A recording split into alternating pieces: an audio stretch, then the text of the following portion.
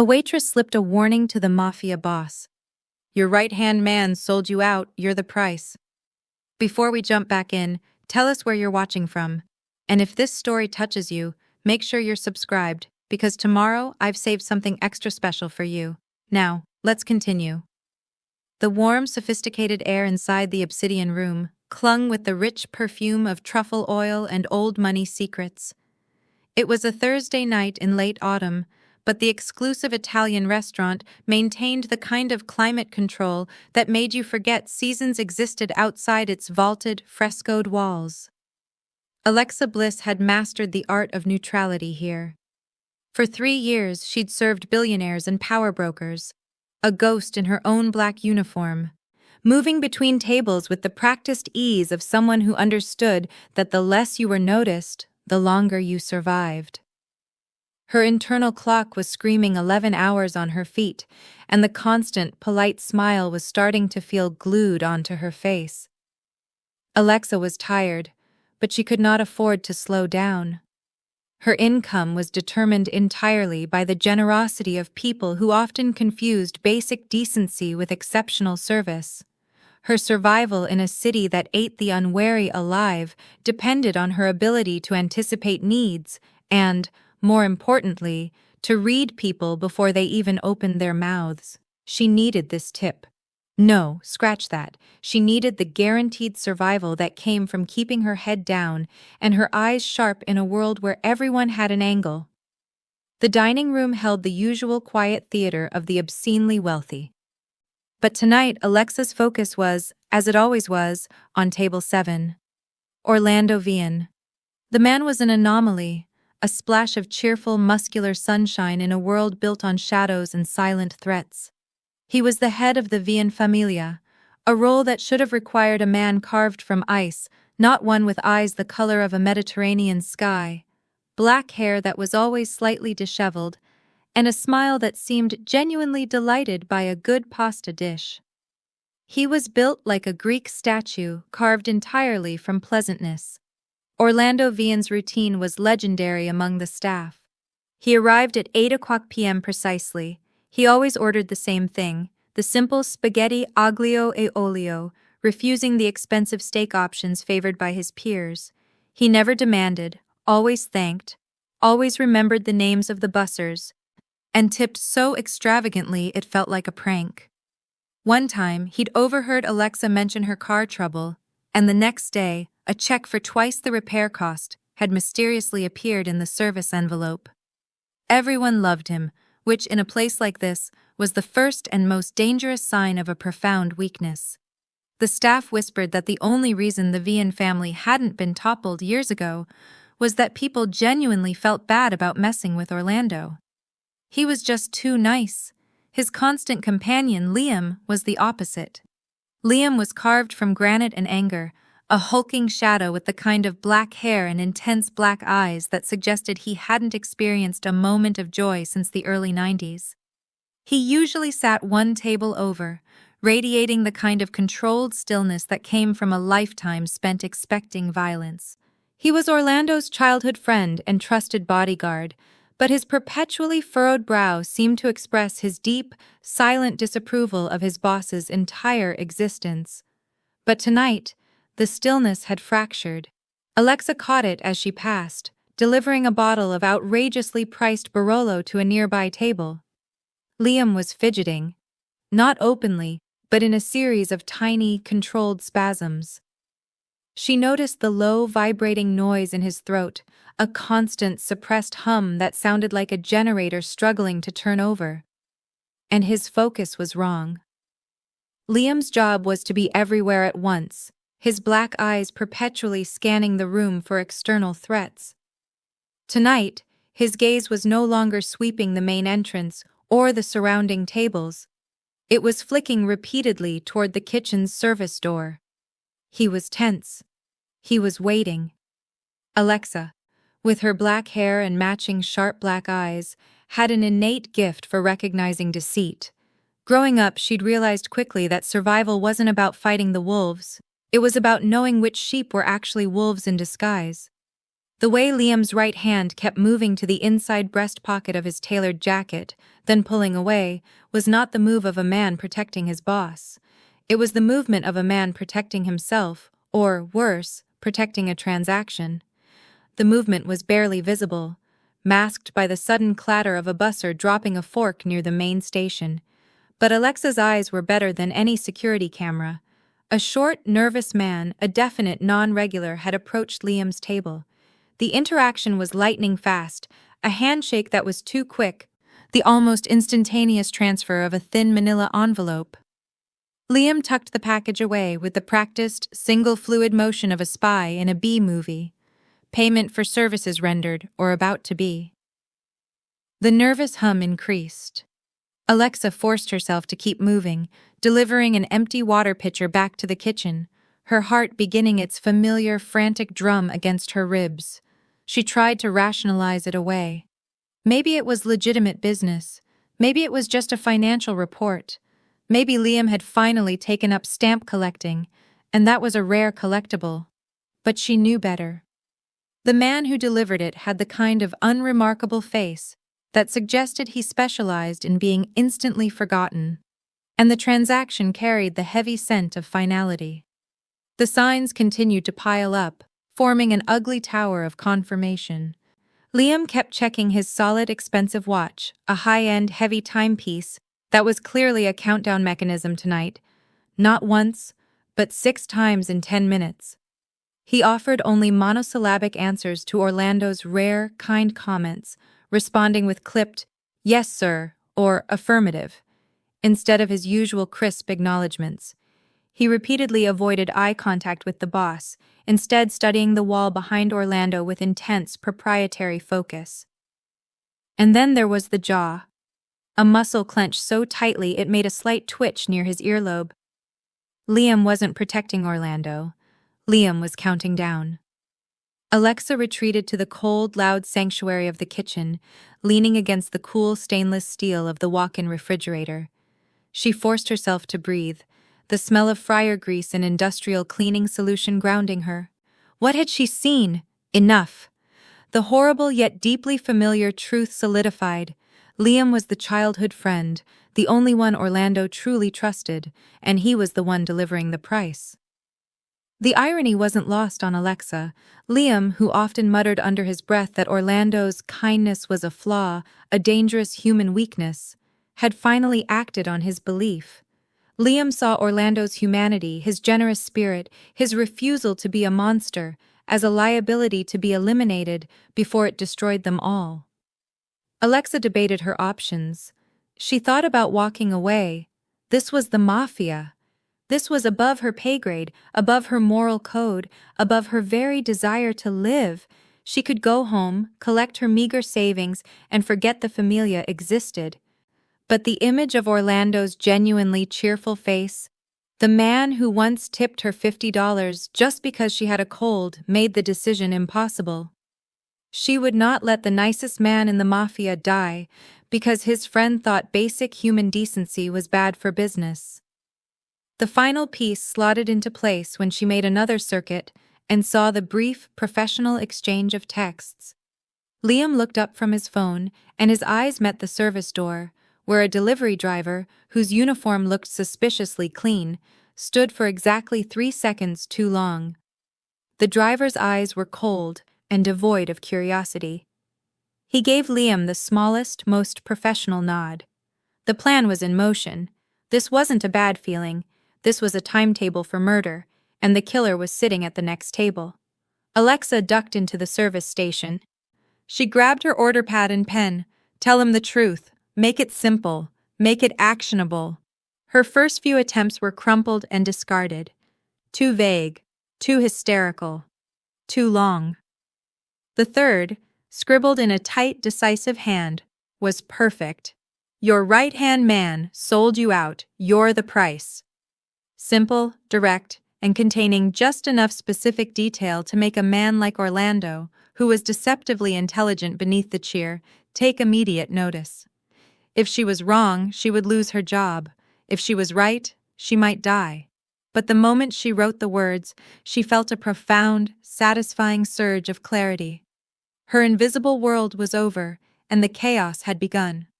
She folded the paper small, pressed it into her palm, and picked up the leather check presenter. She walked toward table 7 with the carefully neutral expression of someone performing a routine task she'd done 1,000 times before. The leather felt slick in her sweating hand, but her movements were smooth, automatic. Orlando looked up, his blue eyes crinkling at the corners with a genuine smile that nearly broke her focus. He finished the last mouthful of his aglio e olio, looking satisfied. "The check will be fine, Alexa, thank you," Orlando said, his voice the soft murmur of a man completely at peace. She placed the presenter on the table, her hand covering it for a half-second too long, ensuring the folded note was securely tucked beneath the printed receipt. Liam, stiff as a board in the adjacent seat, watched her every move, but his focus was only on the mundane act of the check exchange. He did not notice the extra weight, the subtle tension in Alexa's jaw. Alexa turned and walked away, not allowing herself to look back. She reached the safety of the main hall, retrieving a stack of clean linen napkins she absolutely did not need, and finally allowed herself a sideways glance. Orlando was reading the check. His blue eyes scanned the total, then paused, shifting slightly. The smile on his face did not vanish, but it softened, melting into an expression of quiet, absolute comprehension. He nodded, once. Not at her, but at the check presenter itself. A nod of silent understanding. It was as if he had been expecting this moment for years, and now that it had come, he knew exactly how to handle it. His cheerfulness was a mask, and for one tiny moment, Alexa had seen the steely resolve underneath. The chaos she had stepped into was about to break. The second after Orlando Vian's head dipped in that small, silent nod, the mask snapped back into place. The blue eyes, momentarily steely with comprehension, softened back into a shade of polite, slightly distracted cheer. He tucked the check presenter into his suit pocket, a movement so natural it would never be noticed by anyone less paranoid than Liam or less observant than Alexa. It was confirmation. He had received the warning, and he was handling it. Alexa continued her slow orbit of the dining room, picking up stray crumbs and wiping non-existent water rings. She watched Liam from the corner of her eye. The bodyguard had noticed the exchange, of course, but he'd misinterpreted the subtlety. He looked merely annoyed, likely assuming Orlando was just giving a final, unnecessary piece of praise to a server. That familiar, tight twitch returned to Liam's jaw. It was the face of a man who constantly chewed on sour disappointment. This was the great, humiliating irony of the Vian familia. Orlando Vian, the Don, the Kingpin, the Capo di tutti capi, was, by all accounts, the happiest person in the entire organization. The Vian Empire was thriving, not despite Orlando's kindness, but because of it. Their competitors, primarily the brutal Moretti and the cold, calculating Rizzos, simply did not know how to fight a man who offered them Christmas hampers during turf disputes and funded local libraries instead of illicit gambling dens. "It is embarrassing, Alexa," Rico, the line cook, had once muttered to her after Orlando had tipped him a month's rent for perfecting the veal chop recipe. "When the police chief says he is too busy with his new community garden, which Mr. Vian paid for, to arrest Mr. Vian, it makes the whole underworld look like a tea party." Orlando was famous for replacing violence with firm disappointment. When a rival gang tried to bomb one of his storage facilities, Orlando didn't retaliate with bloodshed. Instead, he tracked down the bomber's address, showed up with a box of homemade scones, and sat the terrified man down for a 3-hour conversation on the importance of community responsibility. The man quit the mob and became a social worker. Other gangs refused to engage with Orlando on principle. They felt it undermined their brand. The Vian headquarters was famously nicknamed the Sunny Den. It was located in a converted warehouse, which Orlando had insisted on painting bright yellow. It smelled faintly of baked goods because the head of security was a former pastry chef Orlando had hired because he seemed like a stable presence. This relentless, irritating, successful softness was Liam's personal, private hell. Alexa had seen the physical strain it put on him. She remembered an incident from 6 months prior, when an upstart crew had tried to hijack a VN shipment of something probably illegal, though Orlando insisted it was specialized industrial machinery. "Liam, this is highly inappropriate behavior," Orlando had said, his voice calm, but filled with the specific tone a parent uses when grounding a teenager. "We will send them a strongly worded letter outlining our deep disappointment in their lack of professionalism." Liam, who had spent 10 minutes anticipating a glorious firefight, had instead been forced to write a formal business letter. Alexa, who happened to be serving them lunch at the time, clearly recalled the text. "Dear Messrs. Rodriguez and Sons, we note with regret that on Tuesday last you attempted to commandeer our shipment. While we understand the pressures of the modern competitive market, we find this action to be both tacky and, frankly, beneath you. We expect all future disputes to be settled via mutually agreed upon negotiation and not vehicular theft. Please do better. Sincerely, Orlando Vian, Esquire P.S. We enclose a voucher for a complimentary car wash for your getaway vehicle, as we notice some severe bird droppings." The Rodriguez family was so bewildered by the gesture that they returned the shipment and sent Orlando a fruit basket with an apology note attached. Liam's motivation, Alexa realized as she watched him seethe at table 7, wasn't money or ambition in the traditional sense. It was ideology. He believed that Orlando was leading the VN Familia not toward success, but toward a glorious, humiliating death by niceness. Liam's growing frustration. Liam believed the kindness was a moral rot. As Orlando's oldest and most trusted friend, he saw it as his solemn duty to protect the VN name, even if it meant sacrificing Orlando himself. Liam's internal dialogue, which Alexa had heard snatches of over the years, revolved around the same point. Orlando was too human, too empathetic, too prone to seeing the good in people. A true Don needed to be a machine. A Don needed to be ruthless. "He is a liability, I tell you," Liam had ranted to Orlando during a dinner 2 weeks ago. Unaware Alexa was nearby refilling the breadbasket. "Yesterday you gave a rival family boss an ear infection remedy. An ear infection remedy. They thought it was a veiled threat. They spent 4 hours trying to analyze the molecular structure of the medicine for poison, Vian. It is exhausting." Orlando had merely chuckled. "Don't be silly, Liam. Old Mr. Donati was clearly in distress. Besides, that brand is excellent. I use it myself." Liam had slumped, his powerful shoulders defeated. "You are fit to run a petting zoo, not a crime syndicate, Orlando. You are too soft to lead." That comment was the seed of betrayal. Liam wasn't seeking power for himself. He was seeking appropriate power for the Familia. In his mind, Orlando's murder was less an assassination and more a necessary, cold-hearted, managerial decision. He had to be removed before his kindness led them all into a polite, well-mannered grave. As Alexa approached the kitchen door, she glanced back at table 7. Orlando was now gently waving the waiter over to compliment the chef on the spaghetti. Liam, meanwhile, was gripping his water glass so hard his knuckles were white, staring intently at the kitchen entrance where the delivery driver had been standing. The muscle twitch in his jaw was back, faster than before. Orlando's attention was on the waiter, praising the delicate balance of garlic and chili flakes. Liam's attention was on the clock and the exit. Liam was waiting for the signal to strike, waiting for the moment he could eliminate the liability and restore the VN name to its rightful place of icy, terrifying respect. The danger was no longer theoretical. The note had been read, the nod acknowledged, and the countdown was still active.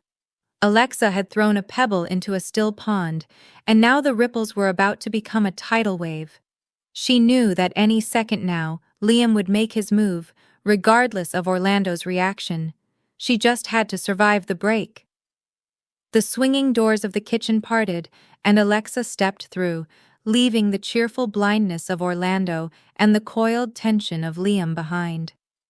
Alexa pushed through the swinging kitchen doors and immediately felt the controlled chaos of the service staff wash over her.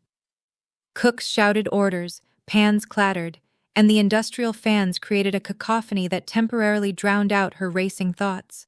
She pressed her back against the cool stainless steel of the walk-in refrigerator, forcing herself to take slow, deliberate breaths. Her action was done. The pebble had been thrown. Now she just had to wait for the rock slide. Alexa wasn't a hero.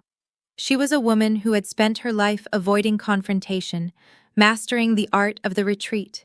Her entire skill set revolved around observation and calculated disappearance. Yet Orlando Vian's infuriating, buoyant sincerity had cracked her careful resolve. The mafia boss who worried about a line cook's chronic shoulder pain and remembered the busser's mother's birthday did not deserve to die because his childhood friend had a rigid, humorless view of organized crime. Liam's frustration, she realized, was simple and total. He wanted respect through fear. Orlando offered respect through sincerity. That contrast was the most volatile substance in the obsidian room tonight. The note, tucked beneath the receipt, was now sitting in Orlando's pocket. She had made her choice to step beyond her role as a waitress, to abandon her invisible shell, and to involve herself in a world that routinely made people disappear. Her heart pounded, but underneath the fear, a hard knot of satisfaction tightened in her stomach. She had acted. Meanwhile, at table 7, Orlando continued his conversation with the nervous waiter. He praised the chef's technical skill for 5 minutes too long, detailing the al dente perfection of the pasta. Liam, who desperately needed the conversation to cease so he could focus on the timing of the assassination, shifted his weight with audible impatience. Orlando finally dismissed the waiter with a wave and a blindingly cheerful smile, then reached into his jacket pocket. "Liam, my friend," Orlando said, his voice entirely too light for the circumstances, "I believe I may have forgotten my reading glasses in the car. Could you perhaps retrieve them for me? I wish to see the dessert menu, which I understand contains a new seasonal berry crumble." Liam froze. The request was preposterous. Orlando never needed reading glasses. He had the sharpest vision Liam had ever encountered, capable of spotting a single discrepancy in a 200-page accounting ledger. Furthermore, retrieving items was the job of a junior associate, not his trusted, combat-trained right-hand man. This was an order, and a clear, undeniable directive to leave the table. Liam knew immediately that the calm was a sham. The nervous energy that had been humming beneath Liam's skin vanished, replaced by a cold, sudden dread. "He knows." "Sir, with all due respect, I cannot leave your side," Liam stated, his voice a low, gravelly drone. "My duties require my constant presence." Orlando frowned, the cheerful expression dissolving into the specific shade of disappointment he used only when people behaved rudely. It was far more chilling than any threat. "That is not very helpful, Liam," Orlando replied, his tone gentle, but his words absolute. "I distinctly recall asking you to retrieve my glasses. Are you implying that you are unable or unwilling to perform a simple task for your oldest friend?" The message was crystal clear. Liam had been compromised and was being neutralized without a single threat of violence. Orlando was forcing his hand. If Liam refused, it would confirm his intentions publicly. If he obeyed, he would be isolated from the target when the hit went down. The moment Liam had planned his betrayal, he had forgotten the most important rule of dealing with Orlando. The kind man was also the smartest man. With a rigid, furious sigh that was barely controlled, Liam pushed himself out of the booth. "Very well, Orlando, I will retrieve the glasses." His eyes, dark and heavy with suspicion, darted to Alexa, who was standing nearby, inspecting a candle flame. He searched her face for a sign of complicity, for a flicker of fear or triumph, but found only the practiced emptiness of a superior server. How did he know? Liam thought, his mind racing. Was it the envelope? Was it her? Liam strode out of the dining room, heading for the front entrance, his eyes now scanning for his waiting accomplices. He would not go to the car.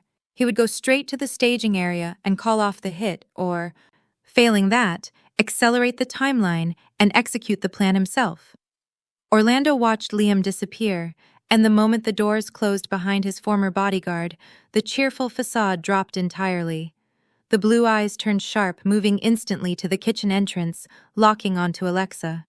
He rose from the table, a tall, imposing figure whose musculature suddenly looked less like a pleasant gym enthusiast and more like a human weapon. He walked toward the service station, his movements silent and focused, not demanding service, but commanding attention. Alexa met him halfway, by the massive floral arrangement that separated the main floor. "It was you," Orlando stated, not asking a question. "The berry crumble is new this season," Alexa said, maintaining the server persona with a defiant calmness.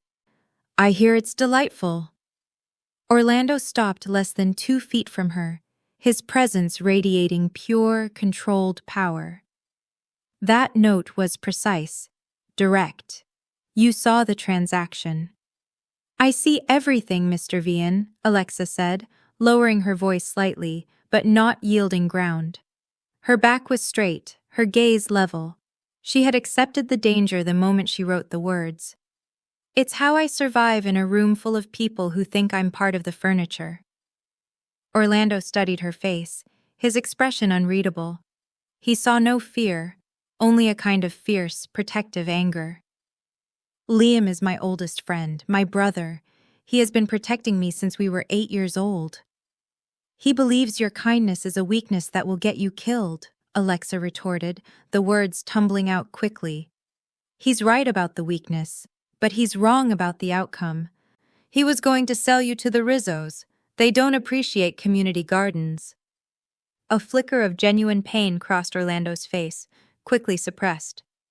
He knew what Liam thought.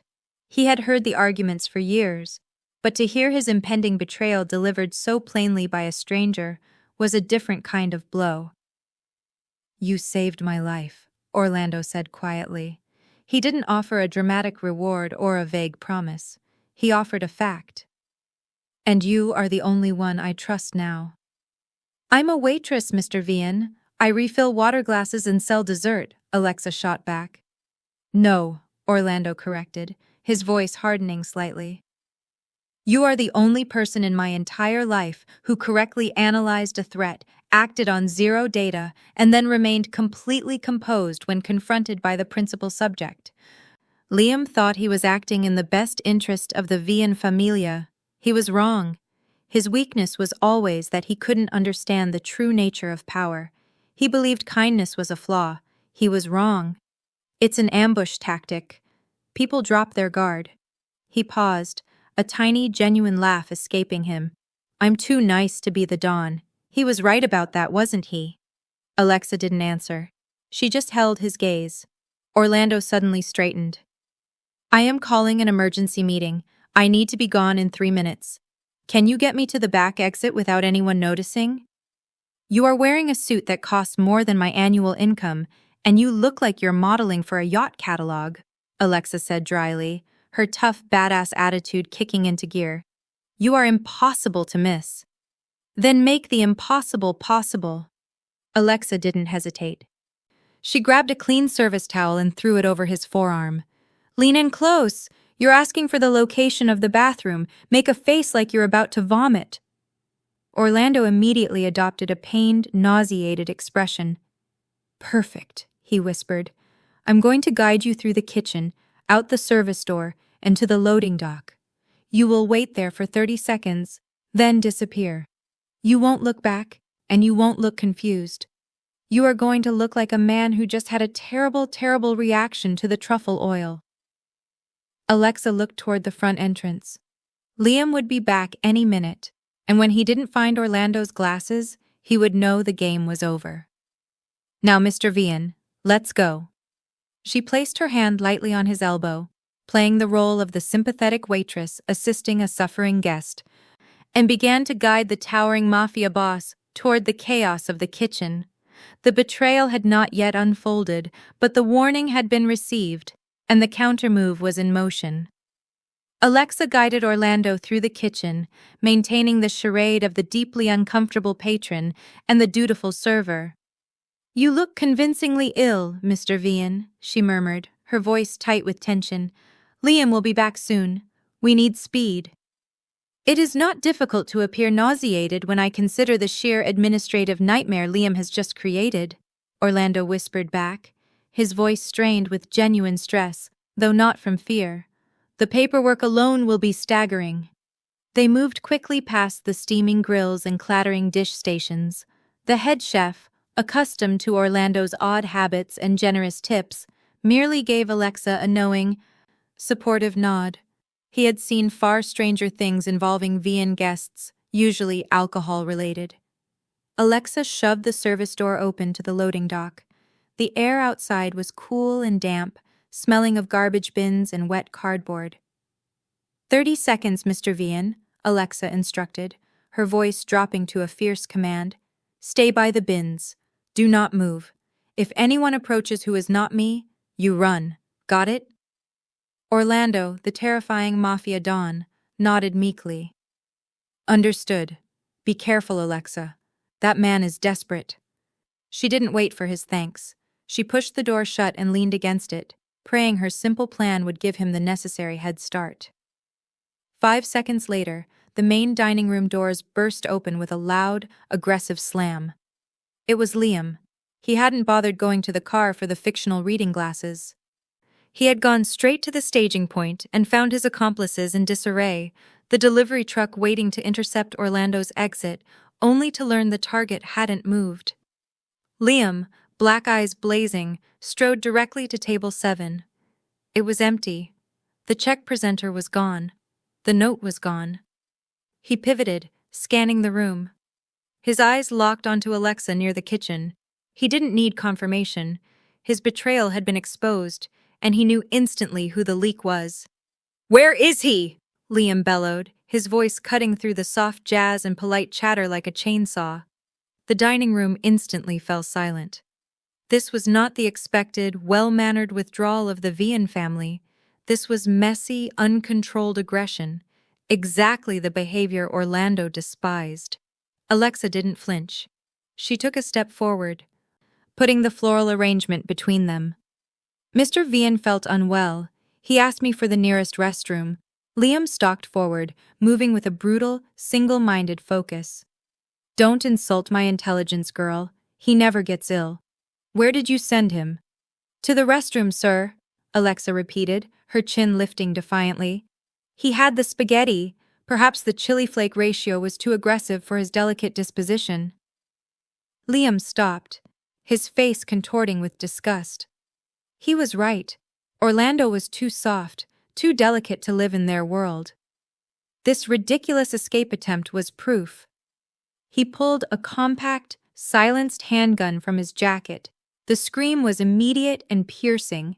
A woman at a nearby table dropped her wineglass. The restaurant descended into pandemonium. Liam ignored it, his gaze fixed on Alexa. "You have ruined everything," Liam hissed, stepping around the flowers. "He was supposed to be a sacrifice for the familia. You saved a weak man." Before Liam could take another step, the back door burst open. It wasn't Orlando.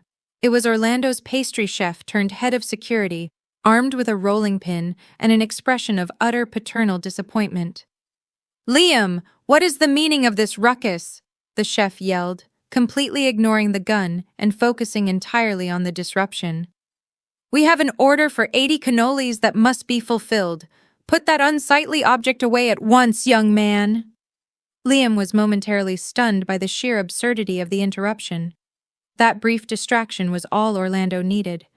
Orlando reappeared, moving with the speed and efficiency of the professional killer he could be, but rarely chose to be. He didn't use a gun. He used a massive, industrial-sized aluminum catering tray, which he swung in a high arc, connecting with Liam's head with a dull, loud thud. Liam crumpled, the gun skittering across the marble floor. Orlando, the cheerful mafia don, stood over his unconscious childhood friend, breathing heavily, the catering tray clutched in his hands. Liam, really? A handgun in a public restaurant? Have you no sense of decorum? Orlando said, shaking his head sadly. And disrupting the cannoli order. That is simply unforgivable. Within minutes, the Vian organization's cleanup crew, who were apparently waiting nearby, swarmed the restaurant. Liam and his now stunned, arrested accomplices were discreetly removed, the shattered wine glass was replaced, and the shaken patrons were given complimentary bottles of the most expensive champagne as an apology for the unfortunate and embarrassing catering incident. Orlando pulled Alexa aside into the now eerily silent bar area. "I owe you my life, Alexa. That is a debt I will honor completely," Orlando said, his face grave. He still looked like a cheerful, muscular tourist, but the gravity in his blue eyes was absolute. "He said I ruined everything," Alexa muttered, still shaking slightly. "That I saved a weak man." Orlando sighed, running a hand through his black hair. "He wasn't wrong. Not entirely. My kindness, my humanity, it has always been a weakness in this world of sharp edges. The moment I started worrying about the health insurance of the delivery drivers, the Vian name lost its bite." He looked at Alexa, his expression full of a complicated sorrow. "Liam was driven by fear. Fear that my softness would lead to our demise. He wanted to secure the Vian Familia by installing a cold, ruthless leader who would keep the other gangs away. He believed I wasn't fit to survive because I insist on being human." "But you survived," Alexa pointed out, her voice low. "A catering tray is quite effective, it turns out." Orlando gave her a sad smile. "Yes, but I survived because of your inhumanly sharp eyes, Alexa. You acted with cold, decisive calculation and zero emotion. You didn't care about my feelings or Liam's backstory. You saw a threat and neutralized it. You have the strength and the calmness under pressure that I need in someone who can truly protect me from my own ridiculous soft-heartedness." He placed a hand gently on her shoulder. "You are the only person I trust now. Not because you are kind, but because you are fierce, and you are ruthlessly loyal to what you decide is right. You didn't owe me anything, yet you risked everything." He stepped back and looked at her, his blue eyes holding hers. "The life of a waitress is over, Alexa. I am offering you a position in the Vian organization, a position of power, the one Liam occupied, and then some. You will be my right hand, my protector, my strategic counsel. You will be the necessary steel in the velvet glove." Alexa stared at him, still processing the catering tray incident. The sheer leap from serving table 7 to commanding a crime family's security was absurd, terrifying, and exhilarating. "Me? A waitress?" she asked, a faint, disbelieving laugh escaping her. "A master observer with the nerve of a lioness, a superior mind for spotting patterns, and a commitment to action." "Yes, you," Orlando confirmed, his smile returning, this time with a genuine, hopeful warmth. "You are the only person capable of standing by my side in this world, and I need you, Alexa. I need you to be the cold, hard force that ensures my survival." The air in the bar area was heavy with the scent of expensive spilled wine and the aftermath of violence. Waiters moved silently, replacing glassware and pushing furniture back into alignment, pretending the preceding event, a mafia don felling his bodyguard with a catering tray, was a completely standard occurrence. Alexa stared at Orlando, the exhaustion from her 11-hour shift giving way to a disorienting blend of adrenaline and disbelief. Her life had been defined by the narrow reality of the service station, the repetitive motions of wiping down counters and anticipating the needs of others. Now, this man, the cheerful, muscular symbol of all the dangerous things she had meticulously avoided, was offering her the keys to his kingdom. "I am a waitress, Mr. Vian," she repeated, the words feeling thin and ridiculous in the opulent, silent room. I know table numbers and wine pairings. I do not know how to be the steel in any glove. I perfected the art of being unnoticeable. I disappear. That is my talent. You are asking me to become the centerpiece of a ruthless organization, a world I know absolutely nothing about. The idea felt too vast, too frightening, too far removed from the safe confines of her invisibility. She had always been the observer, the silent chronicler of the powerful. She had never wanted to become the object of observation, the target of the very shadows she had learned to navigate. To step into this role meant signing away her anonymity, trading the predictable struggle for rent money for a much more unpredictable struggle for her life. It was a terrifying, irresistible bargain. Orlando leaned against the mahogany bar, his suit impeccable despite the recent flurry of activity. He was no longer smiling. The sunny disposition had been replaced by a quiet, earnest intensity that was perhaps more unnerving than any open display of aggression. You misunderstand, Alexa. I am not asking you to sell dessert. I am asking you to lead. You do not need to know the price of bullets. You need to know the price of trust. And you understand that better than anyone I have ever met. Liam thought the Vian Familia needed a monster, a cold, unfeeling machine to secure our position. But we already tried that. We had a decade of monsters before me, and all they achieved was endless, pointless feuding and the eventual demise of every monster that dared to sit in this chair. Violence attracts violence. Fear invites immediate, tactical retaliation. My kindness is not an accident. It is a shield. It confuses people, makes them hesitate. It is an ambush tactic, as I said. It is highly effective, until it fails, because the one person closest to you is immune to your particular brand of decency. He paused, looking around the restored bar with a sigh that suggested deep, administrative weariness. Liam was immune because he considered me pathetic, and a pathetic Don is an easy target.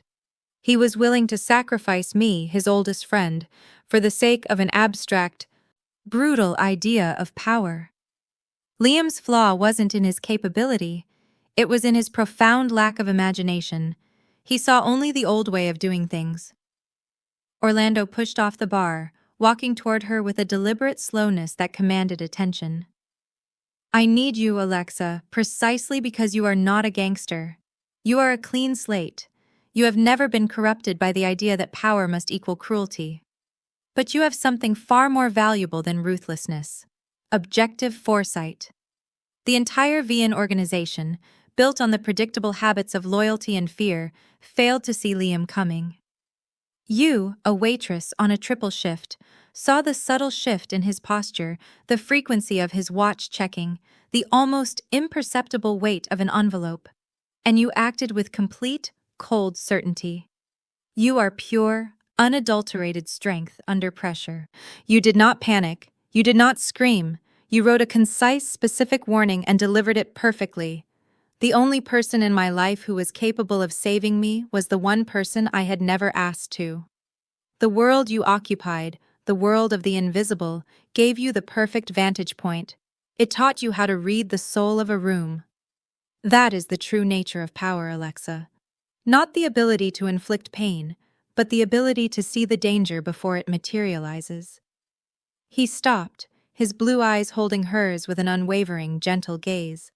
The contrast between his formidable, muscular physique and the deep kindness of his expression was profound. It was the contrast Liam had hated, the very duality that had nearly killed Orlando. I will not lie to you. Stepping into this world is terrifying. You will face immediate resistance from those who think this is a joke, who cannot fathom a woman, especially one who was serving them fettuccine 10 minutes ago, holding a position of authority. They will test you. They will try to break you. But I know you will never betray me. Not out of fear, which is what bound Liam to me for 3 decades, but out of something far more potent. Alexa felt a sudden, sharp intake of breath. The truth of his statement hit her with devastating clarity.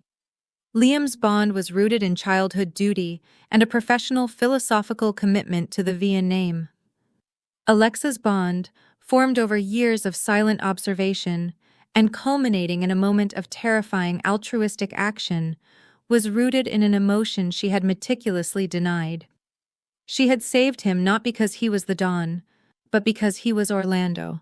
She had seen the genuine good in him, the constant struggle to inject decency into a rotten system, and it had somehow bypassed her defenses.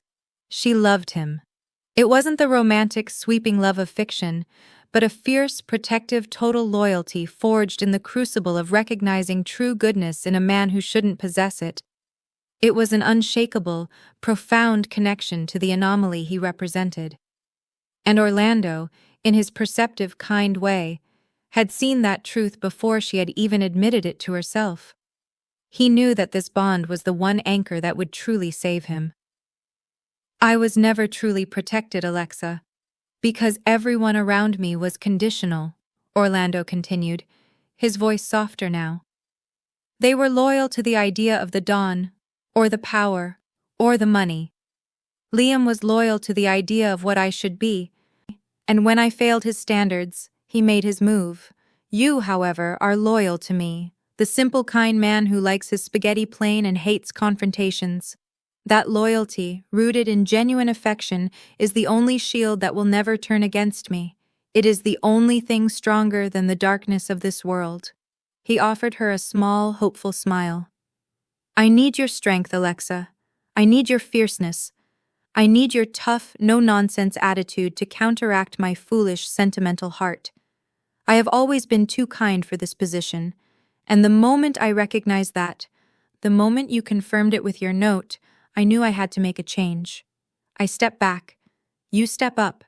You will run the security, the strategy, the cold calculus that keeps the Vien Familia alive. I will remain the face, the benevolent fool who brings the Christmas hampers and funds the local clinics.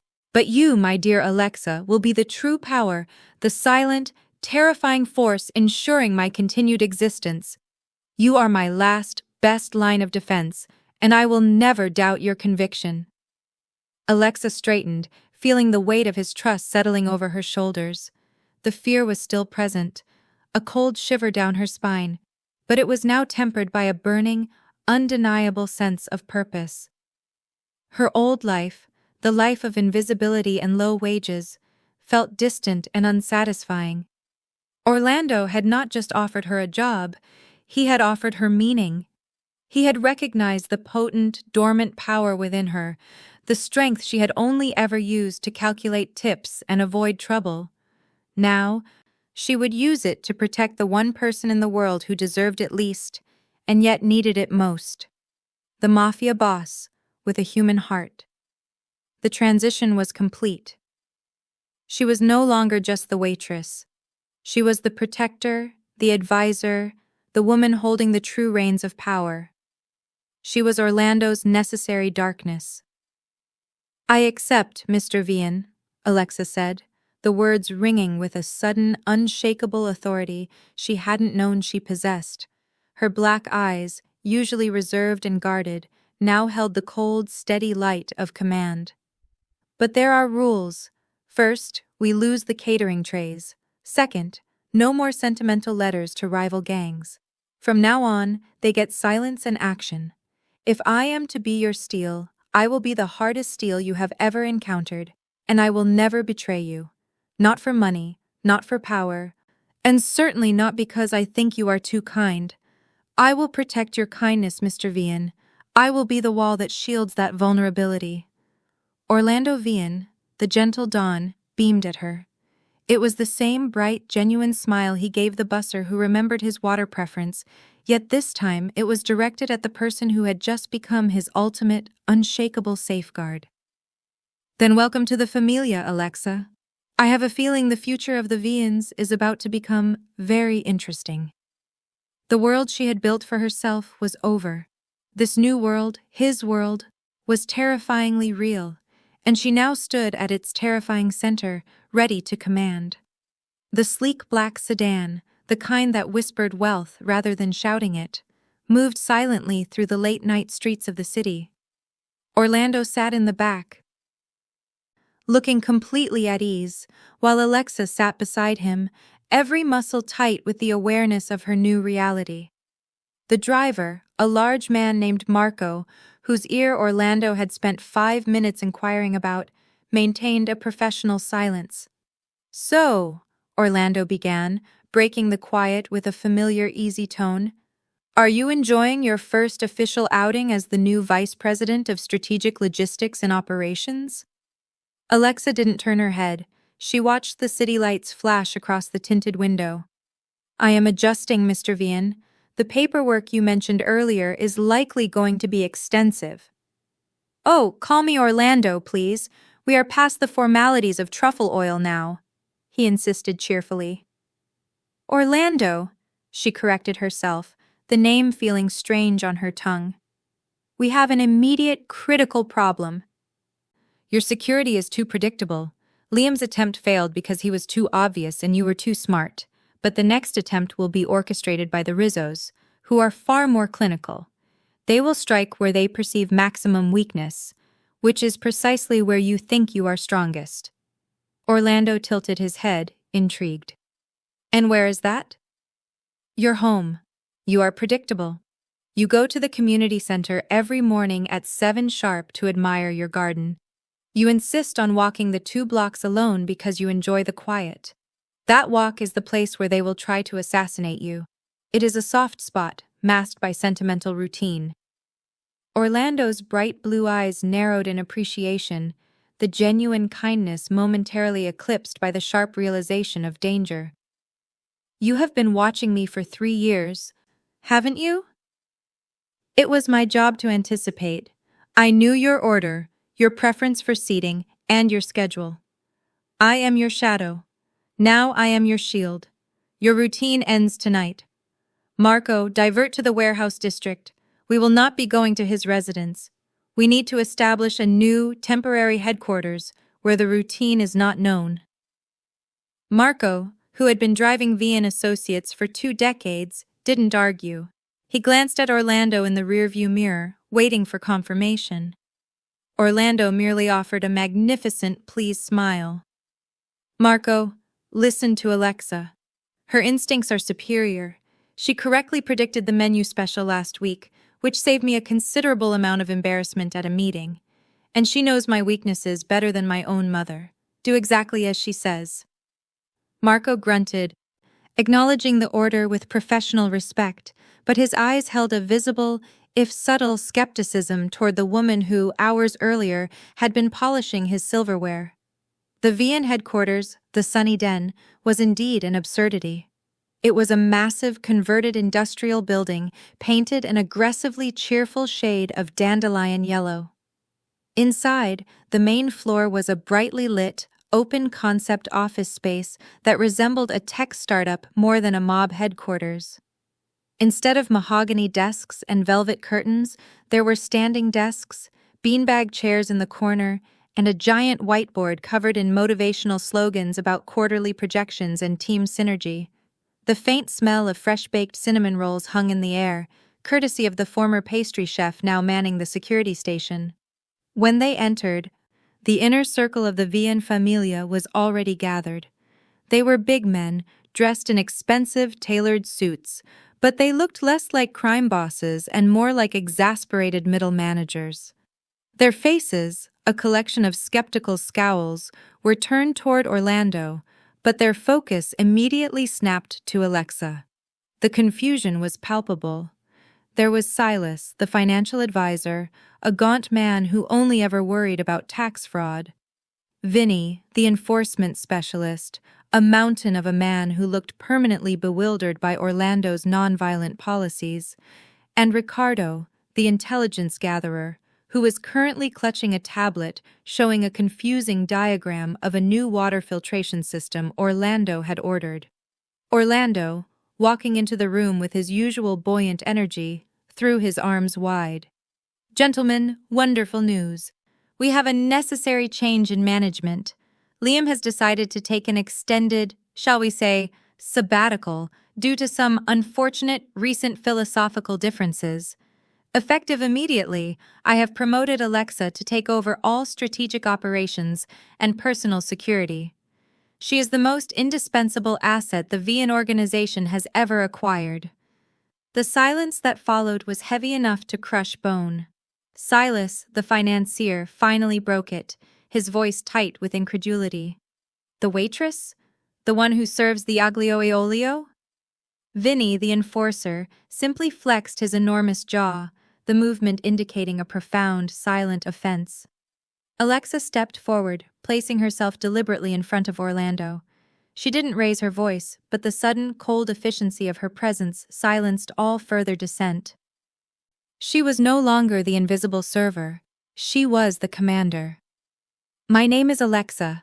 I prevented your former head of security from selling your Don to the Rizzos tonight, which would have resulted in an immediate, messy takeover and the certain death of every man in this room, she stated plainly. I accomplished this by doing what none of you were capable of doing, noticing the change in a routine. You all failed to see the most obvious threat because you were too close and too complacent. She looked directly at Silas, the financial expert. Silas, your quarterly reports are flawless, but you failed to audit the funds Liam recently diverted for an offshore transaction. The money was being laundered to pay the hit crew. Silas paled, knowing she was referring to a specific complex ledger entry he thought only he understood. She turned to Vinny, the confused enforcer. Vinny, your standard response to a threat is violence, which only escalates situations Orlando prefers to de-escalate. Your loyalty is strong, but your strategy is predictable. You were waiting for a gunfight. Liam was waiting for a signal. Finally, she fixed Ricardo, the intelligence expert, with an icy stare. Ricardo, you spend all your time tracking external enemies, yet you miss the most critical intelligence of all, the moral rot within your own team. I observed Liam's change in posture and tension 3 hours ago. You had a week to detect the plot and failed. You are a civilian, Ricardo protested weakly. You know nothing of our logistics. I know everything, Alexa countered, the force of her conviction hitting them like a physical blow. I know all your routines. I know who takes the 3 o'clock coffee break, who cheats at the Tuesday night poker game, and which of you drives the silver Volvo. I was invisible. That means I saw everything without prejudice or distraction. I know precisely how vulnerable you all are. She pulled a tablet from a pocket in her newly issued jacket, the item feeling instantly natural in her hands. The Sunny Den is now under a level 2 lockdown. All non-essential personnel are being cleared, and the kitchen will be serving only packaged military rations until this threat is neutralized. Orlando is not returning to his residence. We are setting up a secure, rotating perimeter here. Ricardo, your new priority is finding the identities of the hit crew Liam contracted. Silas, you are auditing every account linked to Liam's activity within the last 6 months. Vinny, you are coordinating the security perimeter. I want 3 checkpoints outside, manned by personnel whose loyalty I can personally vouch for from my years of observation. We will not be using any of Liam's contacts. We begin now. She glanced at Orlando, who was watching the scene unfold with an expression of quiet, profound satisfaction. He looked like a proud father watching his star student deliver a flawless presentation. Alexa turned back to the 3 stunned lieutenants. Are there any questions about my authority? Silas, the most cautious, shook his head slowly. Vinny, the muscle, swallowed hard, seemingly recognizing the shift in the balance of power. Ricardo, his face now etched with a grudging respect, put his tablet away. The former waitress had given them their new lives, and they had just witnessed the debut of a terrifying new kind of dawn. Her strategy was cold, her knowledge of their weaknesses absolute, and her authority derived not from tradition, but from survival. The era of sentimental strategy was over. The Vian Familia had found its steel. The silence that followed Alexa's assertion of authority in the Sunny Den was the most complete quiet the garishly painted warehouse had ever known. It was not the silence of peace, but the compressed, volatile quiet before a detonation. The 3 Vian lieutenants, pillars of Orlando's decade of relaxed rule, stood frozen, digesting the impossible reality. Their new commander was a woman who had, until hours ago, been worried about the temperature of their espresso. They looked at Alexa with a blend of professional affront and undeniable, terrified respect. Her knowledge of their mundane failures, their small, predictable habits, was more damning than any accusation of treason. It proved that while they were busy running an empire, she had been running a deep, continuous intelligence operation on their very existence. Alexa didn't wait for a reply. She turned to Marco, who was still standing by the sedan's entrance, his face a sculpture of confused loyalty. Marco, you are now the head of the inner security rotation. You will personally ensure Orlando is never alone and never stationary. Starting tonight, every hour, he moves to a new section of this building.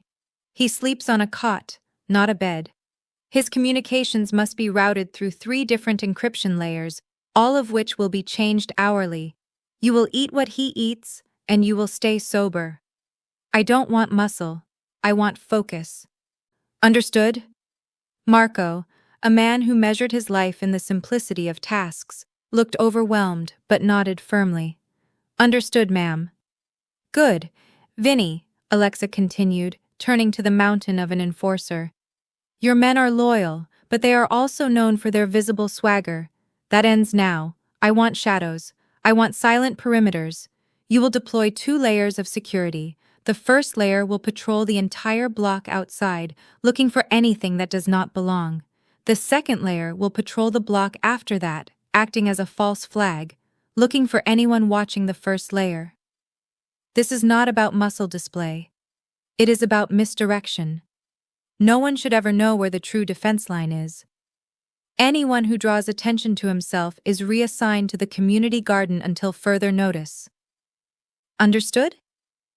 Vinny, who was used to kicking in doors and shouting threats, looked as if he was being asked to perform ballet, but the memory of the catering tray and the realization that she had saved his life from the predictable ambush held his tongue. It is unorthodox, but understood, Alexa. Ricardo, she addressed the intelligence chief, whose initial arrogance had been replaced by a pale, sickly concentration. The Rizzos are the problem. They are cold, methodical, and they respect only strength. They will be pleased that Liam did their dirty work for them. They will assume the Vian Familia is now in chaos, ripe for a takeover. They will move on 2 fronts, financially and physically. I need to know where Liam transferred the funds and who his contacts were. I want a digital profile of every known Rizzo operative in this city within the hour. Get to work. Ricardo nodded curtly and retreated to the bank of screens, the magnitude of the task restoring a semblance of his professional focus.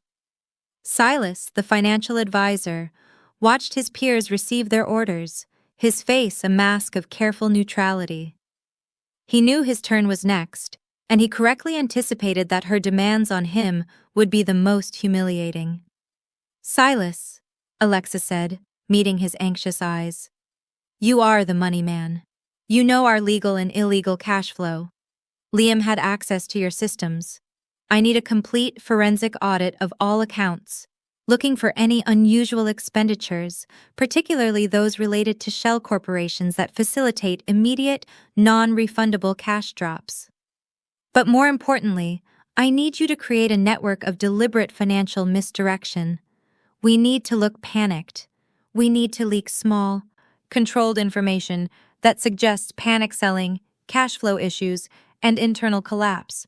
The Rizzos must believe the Vian organization is consuming itself. They must think their job is half done. This will make them careless. Silas blinked. You want me to fake a financial collapse? I want you to stage a theatrical representation of a financial collapse, Alexa clarified, her tone utterly devoid of humor. We are not trying to scare the authorities. We are trying to lure the Rizzos into overconfidence. They will assume we are retreating when, in fact, we are setting a trap. They will commit resources to exploiting our weakness, leaving their true assets exposed. Now go. You have 30 minutes to brief your team and begin the staged panic. No excuses. Silas, seeing the cold, unyielding resolve in her eyes, realized this was not a suggestion. It was the new Vian law. He bowed his head slightly and quickly hurried away. Orlando watched his former waitress dissect his entire operation and command his most trusted men with an efficiency that was both terrifying and intoxicating. He was now leaning against a desk, quietly observing the scene. He looked perfectly relaxed, the chaos swirling around him while he remained an island of calm confidence, a confidence rooted entirely in Alexa's presence. When the room emptied, leaving only the two of them, Orlando finally spoke. "You are magnificent, Alexa. You are everything this familia needed, and everything Liam feared. I am pragmatic, Orlando, and you are a liability in need of constant management," she stated, pulling up a map of the city on a large monitor, marking several locations in red. "Your habit of walking alone in the morning is a vulnerability. Your inability to kill your oldest friend is a vulnerability. Your preference for kindness in a profession built on cruelty is a vulnerability.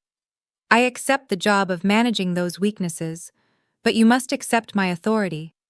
No more sudden, spontaneous acts of generosity that create unpredictable variables. You are a commodity now, and I must secure the asset." Orlando chuckled, running a hand through his perpetually messy black hair. "Securing the asset. I like that. It strips away all the sentimentality. So, no more compliments for the janitor?" "Absolutely not," Alexa said, marking a new, heavily guarded zone near a major shipping port. "From now on, you are polite, not personal. You are a symbol of distant benevolence, not accessible affection. We need to restore the aura of professional intimidation that Liam's chaos destroyed. Your kindness is a long-term strategy, but right now we need fear." "Fear of what?" Orlando asked, stepping closer to the monitor. "Fear of the unknown.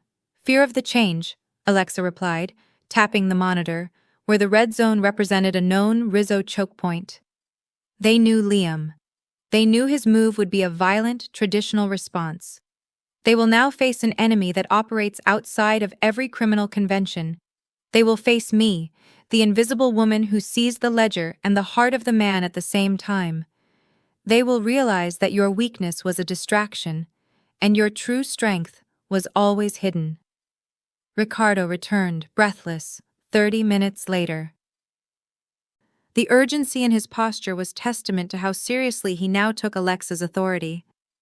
"Alexa, we have confirmed it," Ricardo reported, handing her a data chip. Liam's transfer went through a shell company in Panama. It was used to pay a high-profile external contract crew, not Rizzo's, but a specialized team that handles high-risk executive removals. They are still in the city. More importantly, the funds were released in a series of 6 digital transactions. Each transaction corresponds to a known asset of the Vian familia. "Specifics," Alexa demanded, her eyes fixed on the map. "The first payment was confirmed upon the successful, non-violent disruption of Vinny's last shipment. The second was confirmed upon the successful negotiation of the lease for the community garden. The third was confirmed when Orlando personally approved the janitorial staff's new dental plan," Ricardo rattled off, his voice laced with bewildered horror. Orlando raised an eyebrow. "He was paying people to be nice?" "No," Alexa cut in, the chilling truth dawning on her. "He was paying them for proof of your continued increasing softness. Liam was paying the hit crew to observe and confirm your most sentimental, non-mafia gestures. He used your acts of charity as triggers for payment release.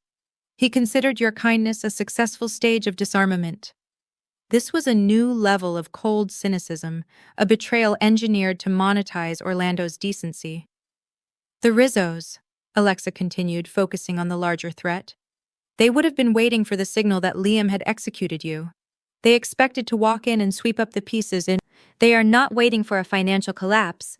They are waiting for the death of the Dawn." "So, what is the counter?" Orlando asked, his tone completely calm. He had accepted the reality of his own death sentence with the easy composure of a man checking out of a hotel. Alexa smiled, a thin, sharp expression that lacked any warmth. "We hit them now, before they even realize Liam failed. We use the vulnerability they think we have created." She pointed to the map, specifically to the red-marked Rizzo choke point. They are expecting a war of attrition. They are expecting us to reinforce the Sunny Den and go defensive. They are waiting for Vinny to come at them with guns blazing. We will give them exactly what they do not expect: silence, precision, and surgical removal of their two most critical assets. The Rizzos are run by the two sons, Marco and Carlo, Ricardo interjected. They operate from separate locations, they never meet, and they are protected by layers of human shields. They are protected by predictable human shields, Ricardo, Alexa corrected. We do not use Vinny. We do not use muscle. We use misdirection. We hit their financial heart and their intelligence head simultaneously. Silas will now execute the fake financial panic, drawing their security away to chase shadows in the digital realm. This will thin their physical perimeter. While their attention is on the digital chaos, we will move. We will use two teams, Marco's best and my own knowledge of observation. We won't breach their fortress. We will wait for them to leave. They will be forced to leave their homes to manage the sudden collapse of their cash flow. That is when we strike. Quietly, efficiently, with a single, decisive action that leaves no fingerprints and no retaliation possible. Alexa's plan was a masterpiece of cold, calculated risk. It relied on psychology and administrative chaos, the two things the old Mafia guard least understood. It was a strategy born in the service hallways, where she had learned that the most powerful move is always the one no one sees coming. She had accepted her role. The Invisible Woman was now the silent assassin of organized crime. Orlando, you will remain here under Marco's watch. You will be polite, not personal. You will be a symbol of stability, Alexa said, looking at him with an absolute certainty that commanded obedience. Your greatest strength is that you look like the benevolent fool. Let them believe it. I will ensure that the Vien Familia is run with the efficiency and coldness it deserves. I am leaving now. I will not return until the Rizzo brothers are neutralized and the threat of a hostile takeover is completely eliminated. Orlando merely nodded, his blue eyes gleaming with an almost childlike excitement. Go, Alexa. Show them the true meaning of Vien hospitality. Alexa's transformation was complete the moment she stepped out of the Sunny Den. She traded the black server uniform for a tailored suit that was dark, functional, and utterly forgettable. It was the uniform of an executive assistant, designed to facilitate movement without drawing attention. She moved with the quiet decisiveness of a hunter, her focus sharp and singular. The goal was simple: neutralize the Rizzo threat before they could react to Liam's failure, ensuring Orlando's safety through overwhelming psychological force. She had delegated the surveillance and physical perimeter to Marco and Vinny, respectively, knowing their loyalty to Orlando would compensate for their predictable methods. Her part, the most crucial part, was the execution of the strike, the perfect confluence of financial chaos and physical precision. Ricardo had provided her with the primary routes the Rizzo brothers used for unscheduled travel. Marco Rizzo, the financial brains, rarely left his secure compound, but was known to use a specific, heavily guarded armored car when moving critical cash shipments. Carlo Rizzo, the intelligence and enforcement head, was more mobile but was ritualistically driven past his favorite, late-night pastry shop in the Italian district every night at 1 a.m. on his way back from the docks. Both men were protected by layers of human security, making a direct assault suicidal and exactly the kind of predictable error Liam would have made. Alexa was going for finesse. Her strategy began with Silas's staged financial meltdown. From a secure, anonymous command center, a quiet, unremarkable apartment Alexa had maintained for years as a place to decompress from her serving job. She watched the digital chaos unfold. Silas, terrified into brilliance, executed a perfect sequence of dummy transactions. He leaked false internal memos suggesting a major Vien asset was being liquidated at a loss, followed by a sudden, massive withdrawal of funds from a Vien-controlled offshore bank. The effect was immediate and exactly what Alexa had intended. The market didn't collapse, but within the specific, interconnected underworld of organized crime finance, it screamed panic. Marco Rizzo, the financial brother, was the first to move. He was a creature of spreadsheets, not street fights. The digital panic was an affront to his rigid sense of control. His internal security protocols dictated that any sudden financial hemorrhage required his immediate presence at the primary asset vault, located in a reinforced sub-basement of his downtown office block. At 12:30 a.m., Alexa watched the satellite feed Ricardo had patched into her center. Marco Rizzo's heavily armored car, usually a moving fortress, exited the compound, but critically, due to the perceived severity of the financial crisis, his usual complement of 2 escort vehicles had been reduced to 1. The other had been redirected to guard the downtown office block, anticipating a physical raid on the vault itself. The bait had worked. Alexa's fake financial collapse had convinced Marco that his money was a greater threat than a bullet. Alexa did not want to kill Marco Rizzo in the armored car. That would be messy, public, and invite immediate, overwhelming retaliation. She wanted to remove him without a sound. Her 2-person team, selected not for muscle but for their ability to follow precise, low-profile instructions, 2 former delivery drivers Orlando had hired who were excellent at staying on schedule and blending in, were already in position. They weren't armed with guns. They were equipped with a high-powered electromagnetic pulse device disguised within a standard construction worker's toolbox. Marco Rizzo's route took him through a pre-selected, narrow underpass. As the armored car passed directly beneath the midpoint, the 2 former drivers, looking like nothing more than men taking a late-night break, triggered the device. There was no flash, no sound, just a brief, targeted surge that fried the car's engine control unit, battery, and all communication systems. The car stalled immediately, a dead black box in the center of the dark underpass. The remaining escort vehicle, suddenly isolated, reacted exactly as Alexa predicted. They secured the perimeter, waiting for the backup that would never arrive, leaving the stalled armored car exposed and immobile. Marco Rizzo, trapped inside, was now focused entirely on the fact that his communications were down and his money was in danger. Alexa's team did not approach the car. They simply melted back into the shadows. The purpose was not assassination, it was neutralization.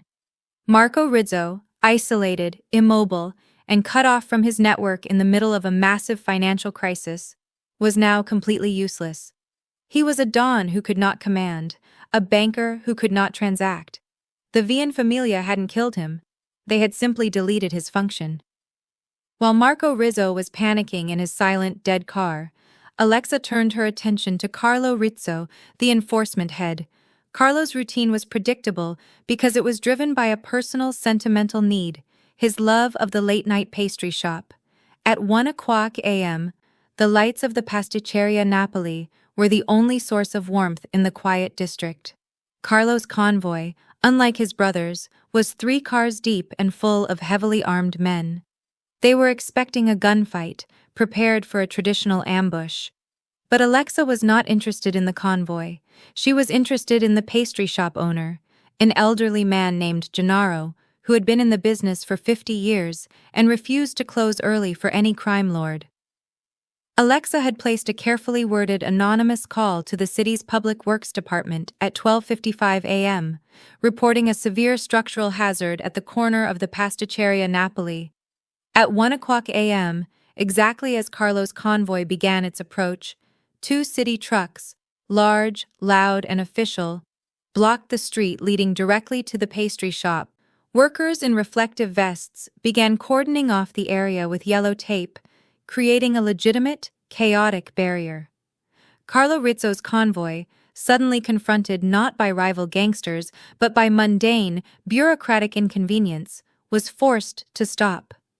Carlo, a man who relied on rigid control and smooth efficiency, became furious. He ordered his lead car to move the obstruction. As the bodyguards dismounted to argue with the city workers, Carlo's car was completely exposed. He was agitated, distracted, and focused entirely on the frustration of missing his nightly cannoli. This was Alexa's moment. Her secondary team, comprised of 2 skilled former technicians, were not on the ground. They were on the rooftop of a building across the street. They lowered a specially prepared, weighted industrial net, made from high tensile, near-invisible wire. The net dropped silently, guided by years of practice lowering delicate equipment, and landed precisely over Carlo Rizzo's vehicle, trapping it completely. Again, no shots were fired. The net was not designed to kill, but to immobilize and psychologically overwhelm. Carlo Rizzo was trapped inside, his bodyguards outside and distracted, suddenly facing a problem that had no clear answer. How do you shoot an invisible wire net without destroying your boss? The entire operation was executed in less than 10 minutes. Both Rizzo brothers were neutralized without a single casualty on the VN side, and without firing a single warning shot. Alexa had decapitated the rival family using logistics and psychology, turning their own predictable routines and priorities against them. Alexa returned to the sunny den just as the sun was beginning to rise, painting the garish yellow warehouse in soft gold. She found Orlando wide awake, playing a quiet game of chess with Marco, the former security chef. Orlando looked up, his blue eyes instantly discerning the difference in the atmosphere. "I detect success," he stated, his voice a low, satisfied murmur. "The Rizzo brothers are neutralized," Alexa confirmed, her voice flat, professional. She handed him a concise, one-page summary. "Marco Rizzo is immobilized, cut off from his network, and currently panicked by a false financial crisis. Carlo Rizzo is trapped in his car beneath a secure net, frustrated by a municipal roadblock and psychologically demoralized by the absurd nature of the attack. They are alive, but they are powerless. The takeover threat is eliminated, and their 2 most vital leaders are compromised. We have created a power vacuum that they cannot fill. They will be consumed by their own panic." Orlando took the report and glanced at the details. He didn't smile his usual broad, joyful smile. He offered a tight, genuine expression of respect. "This is beautiful, Alexa. Cold. Efficient. Absolutely silent. Liam would have burned the city to the ground to achieve a fraction of this result. You didn't fight them. You simply removed their function. You, my dear, are truly terrifying." "It is the calculus of coldness, Orlando. We used their logic against them. They feared us for the wrong reasons. Now they will fear us for the right ones," Alexa replied. "We have bought ourselves time, but this is not the end. Now we have to rebuild the Vian Familia around this new kind of power. We have to make this strategy the new normal."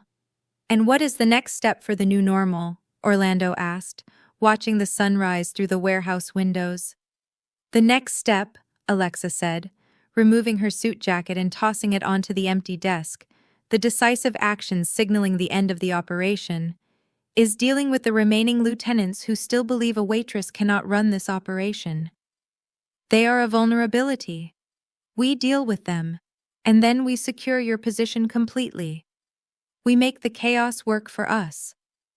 The morning light filtering through the high industrial windows of the sunny den cast long, unnatural shadows across the yellow walls, a color that suddenly felt ironic, even mocking. The air was cleaner now, scrubbed free of the lingering tension that Liam's betrayal had created, replaced by the cool, thin atmosphere of a successful, bloodless coup. Orlando watched Alexa, her back to him, as she placed the single-page report on a clean desk. She was not celebrating. She was already planning the next 5 moves, her mind operating on a level of cold, detached foresight that made his own sunnier, more chaotic existence seem reckless and naive. The Waitress had vanished, replaced by a commander, a creature of pure strategic calculus. "The next step, then, is discipline," Alexa stated, turning to face him. Her eyes, usually dark and expressive, were flat and utilitarian, focused entirely on the immediate tactical needs of the organization. Vinny, Ricardo, and Silas need to understand the new law. They need to know that their past competence is irrelevant, and that any failure of imagination or loyalty going forward will be met with immediate surgical removal. They are accustomed to your sentimentality, Orlando. They need to be introduced to my pragmatism. I will not tolerate inefficiency. Orlando pushed away from the chessboard, leaving Marco, the security chef, to ponder a difficult move. They are good men, Alexa. Predictable, yes, but fundamentally loyal to the family name. Loyalty is a variable, Orlando. Fear is a constant, Alexa countered, walking over to the main projection screen and pulling up a detailed organizational chart of the VN hierarchy. The chart glowed with names, arrows, and responsibilities, looking more like the structure of a Fortune 500 company than a crime syndicate. They failed to protect the asset. They failed to notice the flaw in the firewall. Their incompetence nearly cost you your life, and by extension, the integrity of this entire structure. They will respect me only when they believe I am capable of sacrificing them for the greater good, a thing they know you are philosophically incapable of doing. The three lieutenants were summoned one by one, a deliberate psychological isolation technique designed to maximize their anxiety.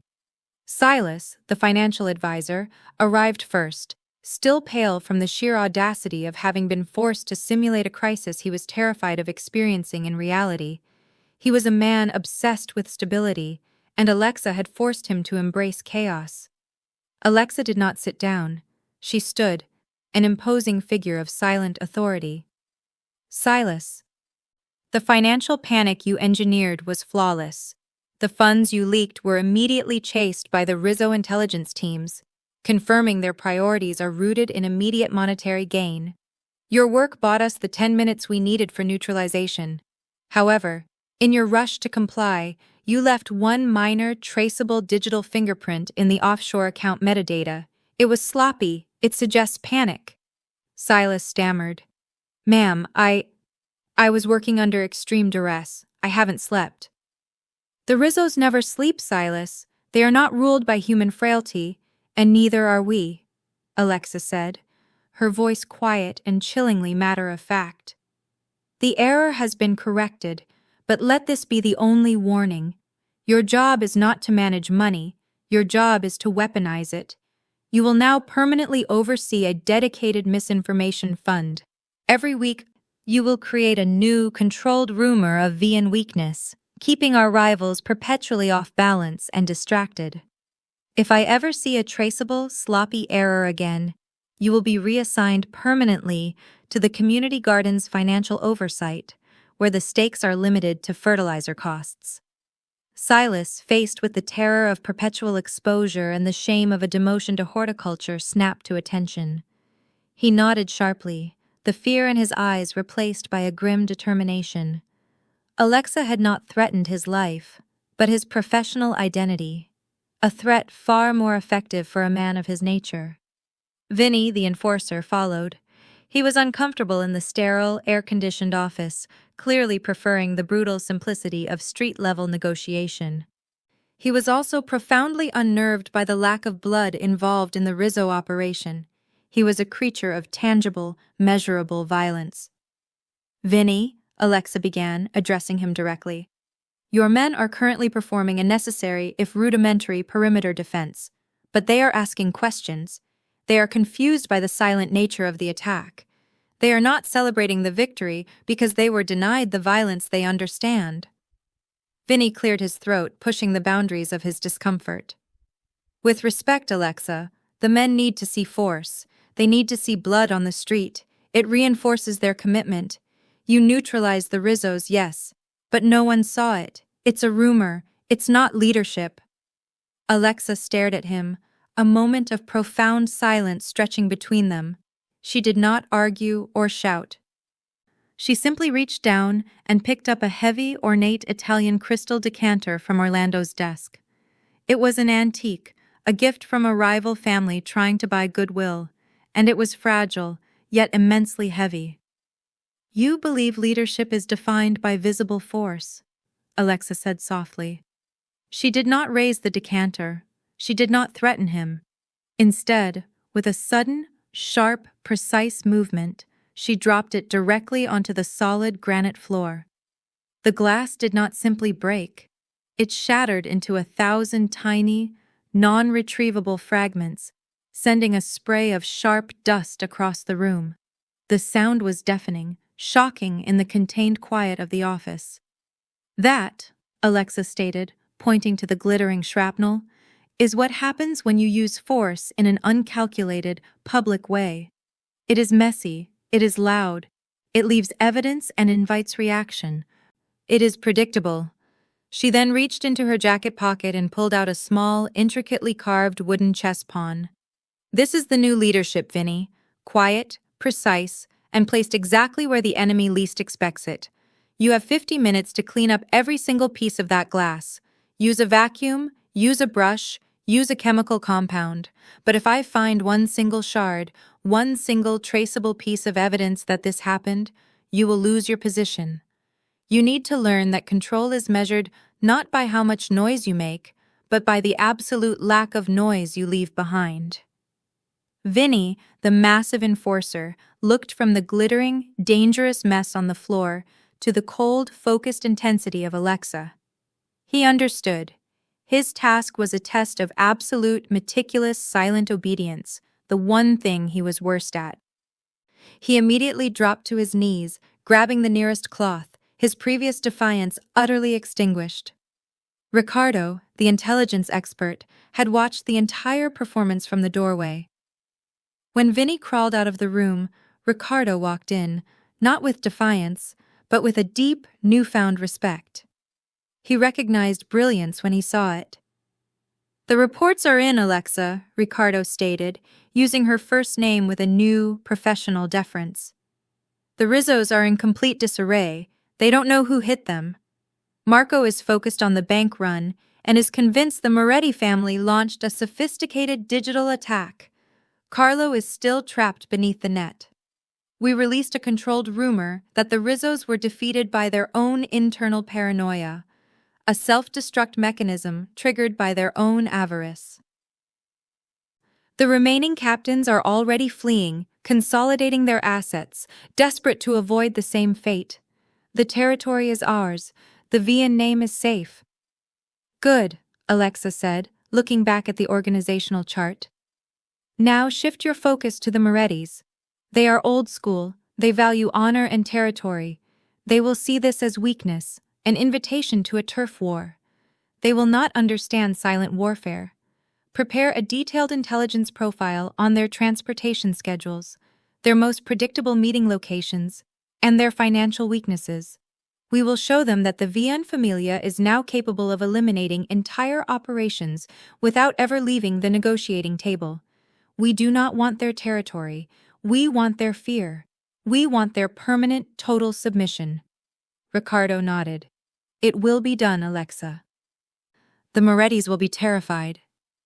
The sun was high in the sky now, bathing the sunny den in a dazzling, aggressive yellow. Orlando and Alexa were alone again, standing by the now pristine floor where the decanter had been shattered.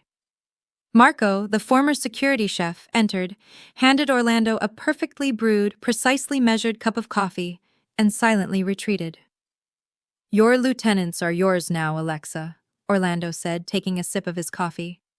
"You have taught them more about power in one morning than I did in 10 years of trying to be a good example. You are the steel, the shadow, the terrifying effective force that this family always needed." "And you, Orlando, are the shield," Alexa replied, her expression softening slightly. "You are the distraction. You are the symbol of kindness and benevolence that they can never bring themselves to truly fight. You fund the gardens, you buy the new dental plans, and you give the Christmas hampers. You are the moral weight that makes our necessary cruelty justifiable. Your kindness is now our deadliest weapon, because they will never see past the smile to the threat you harbor." She paused, looking directly into his blue eyes, a genuine warmth finally entering her own. "My job is to ensure that you remain exactly that, the kind man who loves his simple pasta and worries about his staff. That vulnerability is now the most heavily guarded asset in the Vian family. You are protected, Orlando, completely and absolutely. And you are free, Alexa, Orlando countered gently. You are free of the invisible cage of the service industry. You are in control of your destiny, and mine. He extended his hand, not in a romantic gesture, but in a final, professional yet deeply personal pact. The Dawn is now reporting to the commander. What is my first official duty, Commander? Alexa smiled, a genuine, private, fierce expression that only he would ever see. Your first duty, Orlando, is to go out and buy a new, ridiculously expensive crystal decanter to replace the one I shattered. We need to maintain the illusion of domestic tranquility.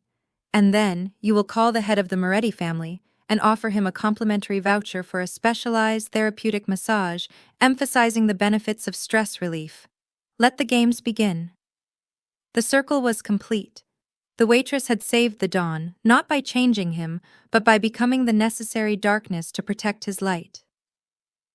The Vian Familia was reborn, its foundation built not on brute force, but on the cold, beautiful calculus of perfect, silent control. If this story touched your heart, wait until you see what's coming next. It's even more powerful and inspiring than you can imagine. So don't go anywhere. Click on that video showing on your screen right now to dive into another amazing story that will absolutely blow your mind. Trust me, you won't regret it.